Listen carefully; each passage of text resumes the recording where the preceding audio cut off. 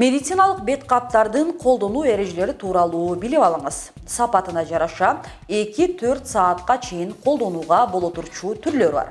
Мәселен, бір жолы қолданылуучу медициналық бет қапты 2 сааттан ашуын тағып жүрүүгө болбойт. Эмнеге 2 сааттан ашуын тағуға болбойт деген суроо барыңарда жаралса керек. Себеп дегенде медициналық бет қабыңызға сырттан жабышкан бактерия, вирустар, микробтордун булагына айланат. Бирок коопсуздук стандарттарына 100% жооп берет. Ортоңку катмары вирус нымдуулукту өткөрбөй коргоп турат. Ал эми үй шартында марли жана башка материалдардан тигилген бет каптарды бир нече жолу жууп тазалап колдонууга болот, а бирок нымдуулукту өткөргөндүктөн сизди коронавирустан сактабай турганын унутпаңыз. Респираторлук маскаларды 4 саатка чейин тагып жүрүүгө мүмкүн. Артыкчылыгы атайын фильтри бар жана ал аркылуу аба өтүп жакшы дем алууга шарт бар.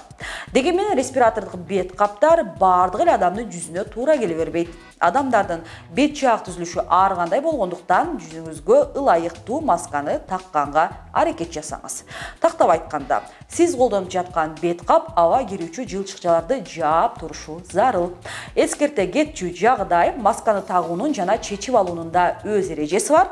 Баш бармак жана ортоңку бармактарыңыз аркылуу жүзүңүзгө тагып, кайра колдонуу сааты бүткөндө, ошол эле бармактарыңыз аркылуу алыңыз, айрыкча кол менен мыкчып чечип алуу кооптуу.